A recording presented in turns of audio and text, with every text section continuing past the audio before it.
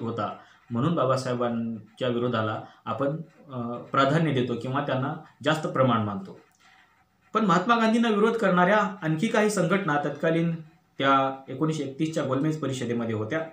त्याच्यामध्ये कोण होतं? त्याच्यामधले इथले संस्थानिक होते. संस्थानिकांचं म्हणणं काय आलं नेमकं महात्मा गांधींना विरोध करत असताना? ते असं म्हणाले की काँग्रेसनं जो काही रिपोर्ट दिलेला आहे तो रिपोर्ट हा संपूर्ण भारतीयांचा म्हणून दिलेला आहे.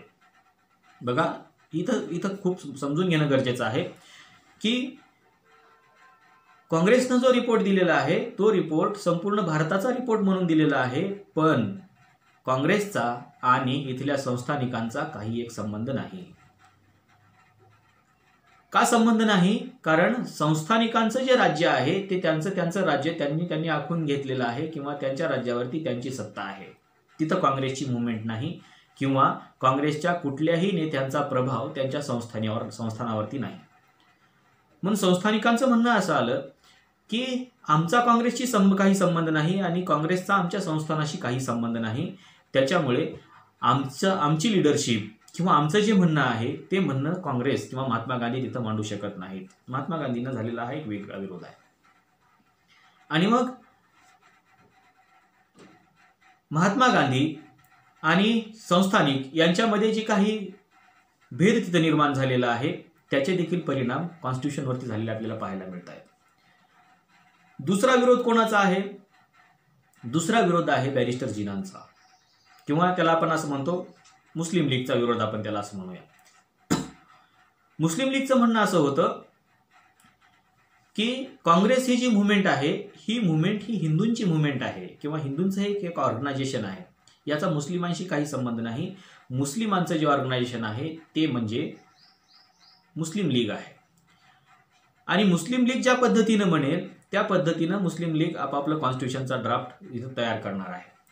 त्याच्यामुळे मुस्लिम लीग ही काँग्रेसला किंवा जी काही इतर ऑर्गनायझेशन आहेत त्या ऑर्गनायझेशनना दिलेला कुठलाही रिपोर्ट मुस्लिम लीगला मान्य होणार नाही किंवा काँग्रेस ही मुस्लिम लीगचं किंवा भारतातल्या मुस्लिमांचं नेतृत्व करू शकत नाही. भारतातल्या मुस्लिमांचं नेतृत्व ही फक्त मुस्लिम लीगच करू शकते, असं एक वक्तव्य तत्कालीन परिस्थितीमध्ये राऊंड टेबल कॉन्फरन्समध्ये केलं गेलं आणि गांधीजींना मुस्लिम लीगचा विरोध झाला. तिसरा विरोध डॉक्टर बाबासाहेब आंबेडकरांचा होता. डॉक्टर बाबासाहेब आंबेडकर असं म्हणाले की काँग्रेसमध्ये अस्पृश्यांची नेमकी काय स्थिती आहे किंवा काँग्रेसच्या मुवमेंटमध्ये अस्पृश्यांचा पार्टिसिपेशन काय आहे किंवा सहभाग काय आहे हे जर आपण बघितलं तर तिथं अस्पृश्यांचं पार्टिसिपेशन किंवा त्यांचा सहभाग दिसत नाही. त्याच्यामुळं काँग्रेस ही अस्पृश्यांचं नेतृत्व करू शकत नाही. गांधीजींना तिथंही विरोध झाला. डॉक्टर बाबासाहेब आंबेडकर असं म्हणतात की अस्पृश्यांचे जे काही प्रॉब्लेम्स आहेत, त्याचे जे काही प्रश्न आहेत ते मांडण्यासाठी मी इथं उपस्थित आहे. अस्पृश्यांशी काँग्रेसचा काहीही संबंध नाही. म्हणून आपण बघतोय की बाबासाहेबांचं पुस्तकही आपण तत्कालीन परिस्थितीमध्ये आपल्याला पाहायला मिळतं की व्हॉट काँग्रेस, म्हणजे काँग्रेस आणि गांधींनी अस्पृश्यांसाठी काय केले, हॅव डन टू अनटचेबल्स. आणि ही जी काही काँग्रेस आहे ही काँग्रेस अस्पृश्यांसाठी काही करत नाही किंवा अस्पृश्यांच्या उद्धारासाठी किंवा त्यांना अस्पृश्यतेतून मुक्त करण्यासाठी काही करू शकत नाही किंवा काही केलेलं नाही. त्याच्यामुळं काँग्रेस अस्पृश्यांचं नेतृत्व करू शकत नाही. म्हणून बाबासाहेब आंबेडकरांनी महात्मा गांधींना विरोध केला. 3 विरोध झाले. चौथं बॅरिस्टर मुंजे, जे की कुणाचे प्रतिनिधी होते? हिंदू महासभेचे प्रतिनिधी होते. आणि हिंदू महासभेचे प्रतिनिधी असल्यामुळे हिंदू महासभेनं देखील त्यांना विरोध केला आणि त्यांनी असं सांगितलं की काँग्रेस ही जी मुवमेंट आहे ही मुवमेंट मुस्लिमांचा अनुनय करणारी संघटना आहे. त्याचं कारणही तसं होतं कारण 1923ला जे काही खिलाफत आंदोलनाला काँग्रेसनं पाठिंबा दिलेला होता त्या खिलाफत आंदोलनाला दिलेला पाठिंबा हा हिंदू महासभेला कदापि मान्य नव्हता. म्हणून हिंदू महासभेला असं वाटत होतं की काँग्रेसची जी मुवमेंट आहे ही मुवमेंट मुस्लिमांचं लाड पुरवणारी किंवा मुस्लिमांचं अनुनय करणारं ऑर्गनायझेशन आहे. त्याच्यामुळं त्यांचा आणि हिंदूंचा काही संबंध नाही. हिंदूंचे जे काही प्रश्न आहेत ते प्रश्न काँग्रेस मांडू शकत नाही. म्हणून हिंदू महासभेचा देखील विरोध महात्मा गांधींना झालेला आपल्याला पाहायला मिळतो. आणि महात्मा गांधींची जी काही मुवमेंट होती ही मुवमेंट कशावर आधारित होती? ही मुवमेंट अहिंसेच्या तत्वावरती आधारित होती. म्हणून ज्या काही क्रांतिकारी संघटना आहेत त्या संघटनांचं देखील महात्मा गांधींशी काही प्रमाणामध्ये जमत नव्हतं. म्हणजे असा चोहूबाजूंनी जो विरोध आहे तो विरोध काँग्रेसला झालेला किंवा महात्मा गांधीला झालेला आपल्याला दुसऱ्या गोलमेज परिषदेमध्ये पाहायला मिळतो. मग याचे परिणाम काय होत आहेत? याचे परिणाम असे होत आहेत की काँग्रेसकडून जे कॉन्स्टिट्यूशन तयार होईल भविष्यामध्ये ते कॉन्स्टिट्यूशन हे अस्पृश्यांना, मुस्लिमांना, हिंदू महासभेच्या जनतेला किंवा हिंदू जनतेला किंवा जे काही क्रांतिकारी ऑर्गनायझेशन आहेत त्यांना या कोणालाही सामावून घेऊ शकत नाही. आणि जर ती सामावून घेऊ शकत नसेल आणि ती सामावून घेऊन जर एखादं वेगळं कॉन्स्टिट्यूशन ती तयार करू शकत नसेल तर असं कॉन्स्टिट्यूशन भारतामध्ये मान्य होणार नाही. म्हणून नेहरू कमिटीचा जो रिपोर्ट आहे तो रिपोर्ट साधारणपणे 1931 पर्यंत त्याचं भविष्य संपतं. 1928 ला नेहरू कमिटीचा रिपोर्ट तयार झाला आणि 1931 पर्यंतच तो संपुष्टात देखील आला असं देखील आपल्याला पाहायला मिळतं. याचं भविष्य पुढे आपल्याला पाहायला मिळत नाही. म्हणून कॉन्स्टिट्यूशनच्या संदर्भामध्ये किंवा जो काही पहिला ड्राफ्ट तयार झालेला होता हा पहिला ड्राफ्ट इथं मात्र संपुष्टात येतो. मग हा एकच ड्राफ्ट तत्कालीन परिस्थितीमध्ये तयार झाला होता का? नाही. तर तिथून पुढं वेगवेगळ्या पद्धतीनं आपापल्या पद्धतीनं वेगवेगळ्या लोकांनी त्यांचं कॉन्स्टिट्यूशन तयार करायला केलेलं आपल्याला पाहायला मिळतं. मग असं का झालं? कारण काँग्रेसची जी मुवमेंट होती ती मुवमेंट काय झाली नंतर ती विभागत गेली. का विभागली गेली? कारण 1923 ला काय झालं? खिलाफत आंदोलनाला महात्मा गांधींनी पाठिंबा दिला आणि काँग्रेसमधले जे काही हिंदू पॉप्युलेशन होते किंवा हिंदू लोक होते ते थोडे बाजूला सरकले. आणि 1923च्या या खिलाफत आंदोलनाच्या पाठिंब्याचे परिणाम असे झाले की 1924 ला एक हिंदूंचं वेगळं ऑर्गनायझेशन असलं पाहिजे याची चर्चा भारतामध्ये सुरू झाली. आणि मग त्याचे परिणाम म्हणून आपण बघतोय की 1925 ला राष्ट्रीय स्वयंसेवक संघाची स्थापना नागपूरमध्ये होते आहे. काय कारण आहे? कारण हे आहे की काँग्रेस जी आहे ती मुस्लिमांचा अनुनय करणारं ऑर्गनायझेशन आहे. कशाच्या आधारावरती आहे? तर ते खिलाफत आंदोलनाला पाठिंबा दिला आहे. त्याचबरोबर त्यांच्यासाठी जे काही स्वतंत्र मतदारसंघ आहेत ते देखील काँग्रेसनं मान्य केलेले आहेत. म्हणजे मुस्लिमांचे अनुनय करणारं जे ऑर्गनायझेशन आहे किंवा त्यांचं लाड पुरवणारं ऑर्गनायझेशन आहे त्याच्यामध्ये हिंदू लोकांनी सहभागी होऊ नये किंवा हिंदूंचं एक स्वतंत्र ऑर्गनायझेशन असलं पाहिजे अशी चर्चा भारतामध्ये सुरू होते. आणि 1923 लाच एक पुस्तक भारतामध्ये येतं. ते पुस्तक म्हणजे हिंदुत्व. सावरकर ते पुस्तक लिहित आहेत आणि 1923 ला त्याचं प्रकाशन होतं आहे आणि ते पुस्तक मार्केटमध्ये येत आहे. आणि मग ते सांगतायत की भारतामधल्या हिंदूंची परिस्थिती काय आहे आणि भारताच्या हिंदुत्वाचा इतिहास काय आहे आणि भारत हे कसं हिंदूंचं राष्ट्र आहे आणि इथं हिंदूंचा दबदबा कशा पद्धतीनं असणं गरजेचं आहे. आणि मग हे पुस्तक आणि काँग्रेसला असलेला विरोध आणि हिंदू महासभेची असलेली जी चर्चा आहे या सगळ्यांना एकत्र करून 1925 ला राष्ट्रीय स्वयंसेवक संघ नागपूरमध्ये स्थापन होतो आहे. आणि तोपर्यंतच म्हणून नाही पण पुढे देखील काही काळ राष्ट्रीय स्वयंसेवक संघाचे जे काही संस्थापक आहेत केशव बळीराम हेडगेवार हे देखील काँग्रेसमध्येच काम करत होते आणि काँग्रेसमध्येच ते सहभागी होते. पण जेव्हा ह्या गोष्टी त्यांच्या लक्षात यायला लागल्या तेव्हापासून हे थोडे काँग्रेसपासून दूर होताना आपल्याला पाहायला मिळत आहेत. आणि मग त्याचे परिणाम म्हणून आपण बघतोय की हे एक मोठं ऑर्गनायझेशन आपल्याला समोर येत आहे. दुसरी महत्त्वाची गोष्ट म्हणजे सावरकर ज्या काही हिंदू महासभेचं नेतृत्व करत आहेत ते सावरकर देखील या केशव बळीराम हेडगेवार यांच्याशी सहभागी आहेत, यांच्यासोबत आहेत. आणि मग हे दोघे जण मिळून भारतामध्ये एक हिंदुत्वाचं एक वेगळं ऑर्गनायझेशन उभं करण्याचा प्रयत्न करत आहेत. आणि मग हे ऑर्गनायझेशन हिंदू महासभा आणि राष्ट्रीय स्वयंसेवक संघ या दोघांचं एकत्रितपणे येऊन होतं. म्हणजे हिंदू महासभेचे जे सदस्य आहेत तेच स्वयंसेवक संघाचे सदस्य आहेत आणि स्वयंसेवक संघाचे जे सदस्य आहेत तेच हिंदू महासभेचेही सदस्य आहेत. आणि मग यांचं एक वेगळी मुवमेंट इथं चालू होते. पण सावरकर हे स्वातंत्र्याच्या चळवळीमध्ये सहभागी होणारं एक नेतृत्व म्हणून आपण त्यांच्याकडे बघतोय.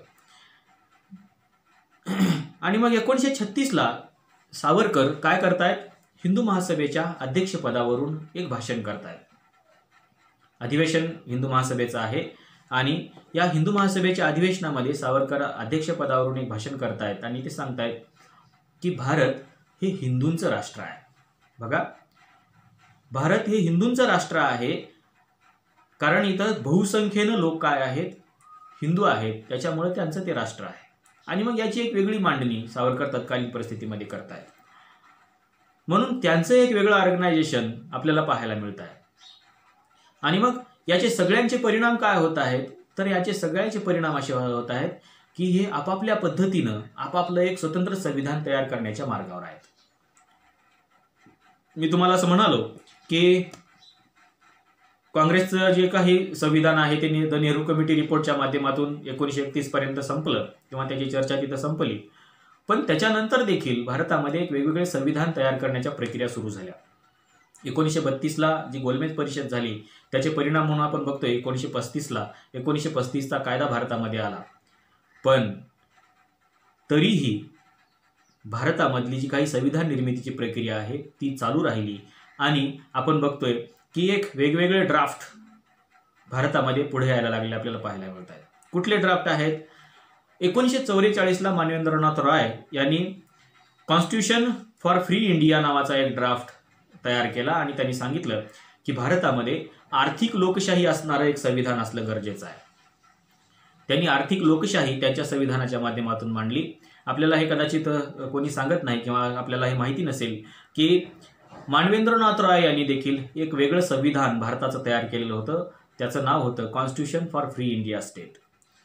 आणि मग हे संविधान 1944ला पुढे आलेलं आपल्याला पाहायला मिळतं. त्याच परिस्थितीमध्ये 1944लाच हिंदू महासभेचा देखील एक ड्राफ्ट तयार होता. त्यांचं देखील एक संविधान तयार होतं.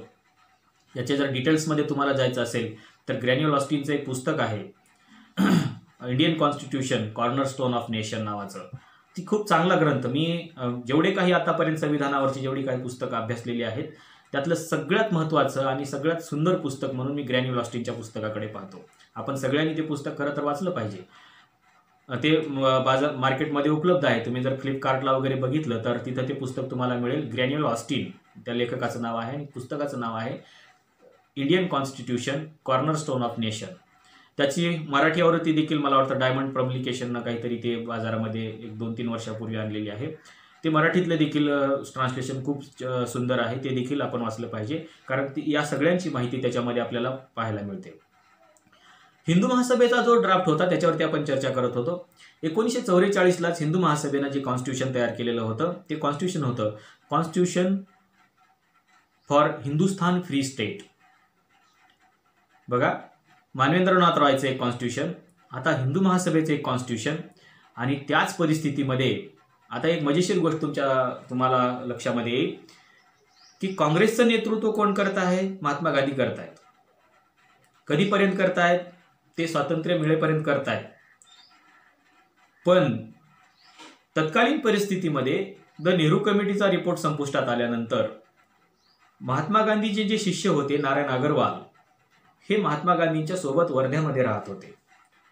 आणि त्यांनी काय केलं होतं की वर्ध्यामध्ये बसून महात्मा गांधीचे जे विचार आहेत त्या विचारांचं एक कलेक्शन त्यांनी तयार करायला, संकलन त्यांनी करायला सुरुवात केलेली होती. आणि त्या संकलनाच्या माध्यमातून भारताचं संविधान कसं असावं हे मांडण्याचा प्रयत्न नारायण अग्रवाल करत होते. आणि त्याचे परिणाम काय झाले? नारायण अग्रवाल यांनी महात्मा गांधीजींच्या विचाराचं एक स्वतंत्र संविधान तत्कालीन परिस्थितीमध्ये तयार केलं. 1946ला ते कॉन्स्टिट्यूशनच्या संदर्भानं ते चर्चेला देखील आलं. त्याचं नाव होतं the Gandhian constitution for free India. म्हणजे बघा, स्वतंत्र भारतासाठी गांधीवादी विचाराचं एक स्वतंत्र संविधान नारायण अग्रवाल या महात्मा गांधींच्या शिष्यानं एक स्वतंत्र संविधान तयार केलं. पण महात्मा गांधी या संविधानावरती नाराज होते. महात्मा गांधींनी ते वाचलं संविधान. महात्मा गांधींचे प्रस्तावना देखील त्या संविधानाला आहे. तुम्हाला ते देखील पुस्तक मार्केटमध्ये तुम्हाला वाचायला मिळू शकतं. द गांधीयन कॉन्स्टिट्यूशन नावानं ते मार्केटमध्ये उपलब्ध आहे. The Gandhian constitution for free India state असं त्याचं टायटल आहे. तुम्ही फ्लिपकार्टला देखील ते बाजारामध्ये मिळू शकतं. छोटंसं पुस्तक आहे, एक 60 पानांचं. त्याच्यामध्ये जवळपास 260 कलमं वगैरे आहेत आणि 22 प्रकरणामध्ये ते कॉन्स्टिट्यूशन विभागलेलं आहे. म्हणजे आता जसं आपण बघतोय की भारताच्या संविधानामध्ये देखील सुरुवातीला जे 22 प्रकरणं होते त्याच पद्धतीनं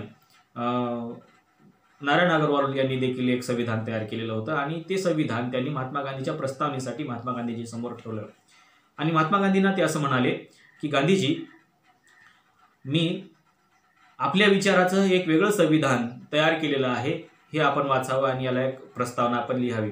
महात्मा गांधींनी त्याला प्रस्तावना लिहिली आणि महात्मा गांधी प्रस्तावना लिहिताना असं म्हणतायत की मला हे संविधान पूर्णपणे मान्य नाही. बघा, महात्मा गांधींच्या विचाराचं संविधान तयार झालेलं आहे, नारायण अग्रवाल यांनी लिहिलेलं आहे आणि प्रस्तावना लिहित असताना महात्मा गांधी म्हणतायत की मला हे संविधान पूर्णपणे मान्य नाही, मला काहीतरी स्वतंत्र भारतासाठी वेगळं हवं आहे. बघा, आपलेच विचार आहेत, पण महात्मा गांधी म्हणतायत की मला काहीतरी आता स्वतंत्र भारतासाठी वेगळं हवं आहे. इथपर्यंत ठीक होतं. आणि महात्मा गांधींनी नारायण अग्रवाल यांना सांगितलं की असं काही कॉन्स्टिट्यूशन आपण पुढे आणणं योग्य नाही, म्हणून हे कॉन्स्टिट्यूशन त्यांनी पुढे देखील आणलेलं आपल्याला पाहायला मिळत नाही.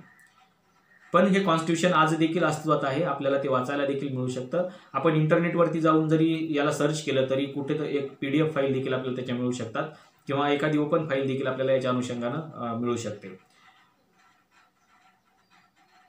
जे चौथं कॉन्स्टिट्यूशन होतं ते कॉन्स्टिट्यूशन होतं समाजवादी पक्षाचं. मी तुम्हाला म्हणालो होतो की 1924-25ला रशियन राज्यक्रांतीच्या पार्श्वभूमीवरती किंवा रशियन राज्यक्रांतीच्या प्रभावामधून भारतामध्ये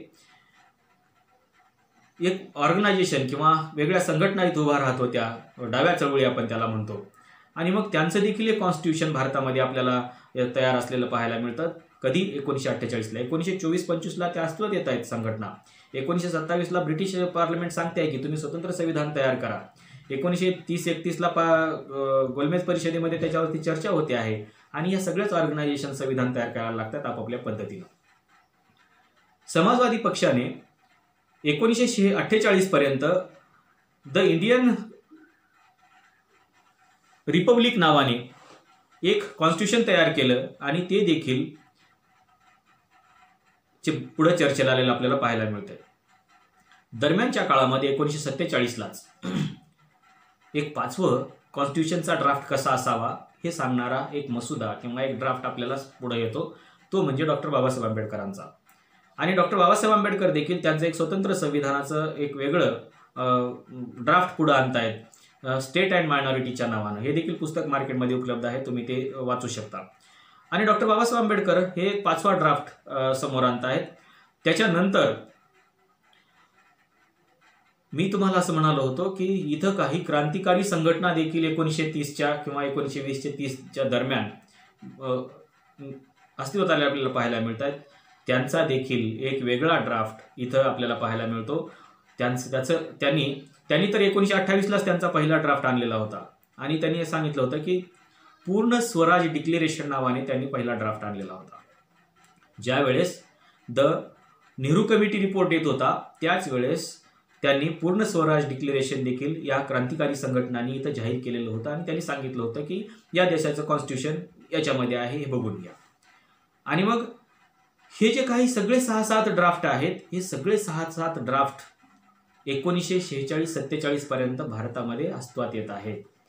आणि मग प्रश्न असा पडतो ब्रिटिशांना की नेमकं मग यातलं संविधान कुठलं ॲक्सेप्ट करायचं, कुठलं संविधान चांगलं आहे. पण तत्कालीन परिस्थितीमध्ये या कुठल्याही ड्राफ्टला मान्यता मिळालेली आपल्याला पाहायला मिळत नाही. ते मानवेंद्रनाथ रॉयची असेल, ती महात्मा गांधींची असेल, ती हिंदू महासभेची असेल, ती समाजवादी पक्षाची असेल, ते डॉक्टर बाबासाहेब आंबेडकरांची असेल, ती रिव्होल्युशनरी मुवमेंटची असेल किंवा ती मोतीलाल नेहरूंची असेल. यातल्या कुठल्याही ड्राफ्टला तत्कालीन परिस्थितीमध्ये मान्यता मिळालेली आपल्याला पाहायला मिळत नाही.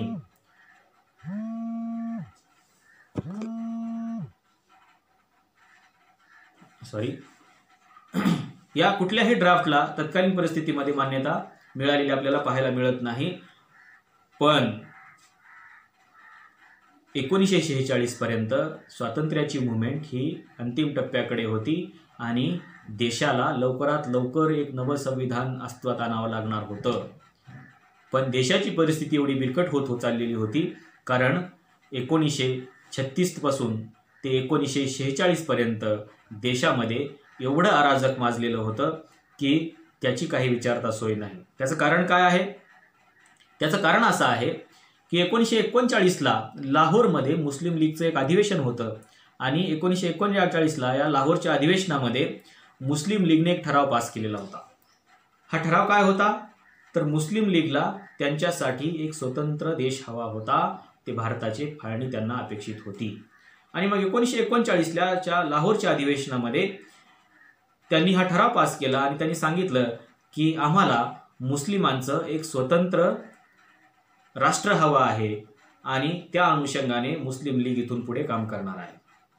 बघा, 1939ला देशाच्या फाळणीचा विचार पुढे येतो आणि लागलीच 1940ला डॉक्टर बाबासाहेब आंबेडकर देशाचं भविष्य सांगतायत. काय सांगतायत? की 1940ला हे पुस्तक जेव्हा मार्केटमध्ये येतं किंवा ते लिहून पूर्ण होतं तेव्हा बाबासाहेब आंबेडकर सांगतायत की देशाची फाळणी ही अटळ आहे. जर ती करायची असेल ती कशाच्या आधारावरती करायला पाहिजे